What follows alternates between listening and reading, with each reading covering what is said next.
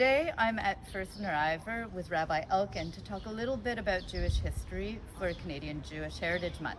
So first, can we start with the name? Because that's a tough one. Absolutely, it sure is. A lot of people have trouble spelling and pronouncing our name. Our community was founded in the early years of the 20th century by a group of Jewish immigrants who came to Toronto from a very small town in what is now Western Ukraine called Narayev. They, like many other immigrant groups, looked for other people from the same place, and they found each other, and they first formed what is called a Landsmannschaft, just an association of people from the same town, but that developed and grew into a synagogue. And they named it after the town that they had come from, and they named it the First Narayever congregation. And so there are two other shuls in the area that also have similar names. Can you tell me a little bit about that? Absolutely. There were many shuls in this part of Toronto. We're in the annex and further downtown as well, that were founded by immigrants, and they often named their congregations and their communities after the place that they were from. Surviving in this neighborhood still to this day are the Minsker Shul, which was founded by a group of people who are from the city of Minsk, which is I think where my family's from. Oh, really? Okay. Yeah. Capital of Belarus. And there's also the Kiever Shul, which is named after the city of Kiev, which of course is the capital of Ukraine. Narayev, that we're named after, is a very small town. It makes it memorable as a name. It makes it memorable. So one of the things that I'm really interested in is kind of stories of resilience about, here's a story of immigrants coming to Toronto, and you said forming a grouping and then building what ultimately became a permanent shul that we still are at. Yes. So maybe can you tell me a bit about that? Absolutely. Well, the immigrants came, and it was not easy times. They were fleeing from poverty and persecution in the old country. They came here to form a better life, but it was still very difficult, as many immigrants to this day find it hard.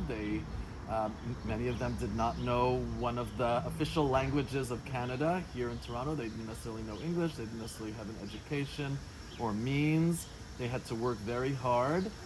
Many of them worked in the Kensington Market area, and they looked to each other to find mutual support and to feel some kind of connection and familiarity with the customs and traditions that they were familiar with from home. In those days, it was actually before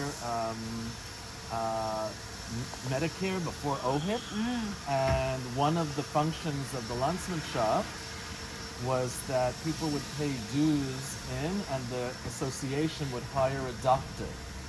That was one of the functions, and one of the ways that they showed resilience was to support each other, and they would have a doctor kind of available and on call to the members of the association.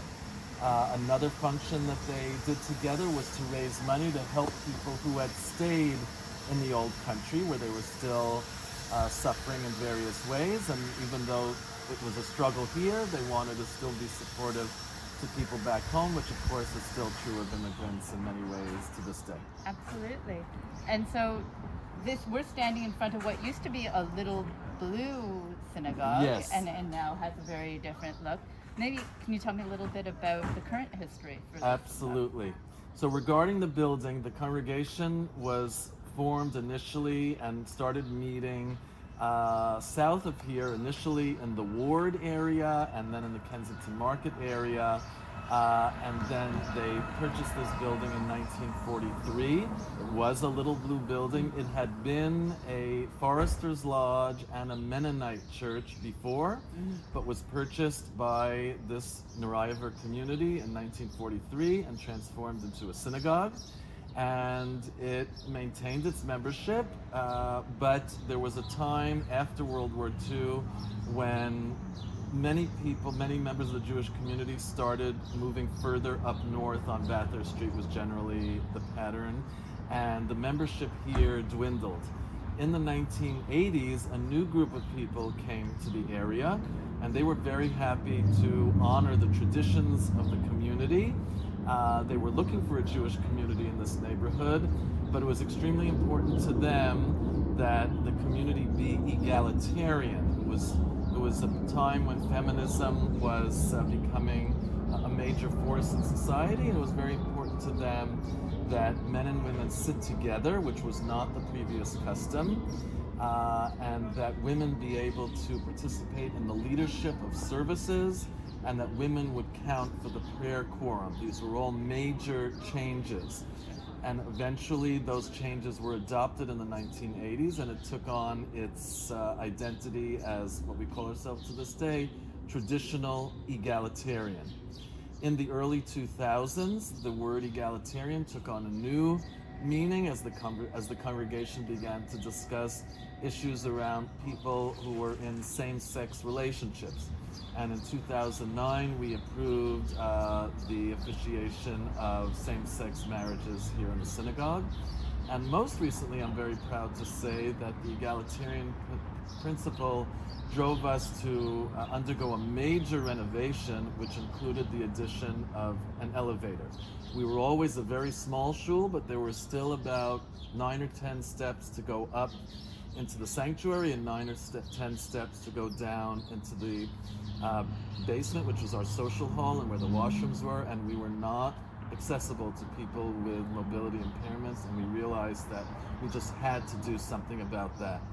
And given the tightness of our spot on this residential block in downtown Toronto, there weren't a lot of architectural options other than completely redoing the front of the building.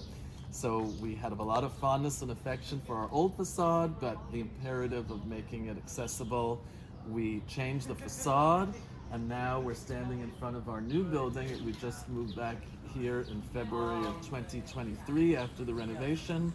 And now you come in the front, and there's an elevator which you can enter if you would like to go up or down on the elevator, and there are also stairs, and everyone can choose how they want to access our building, and I'm so proud that we're now fully accessible. Absolutely, and it's beautiful.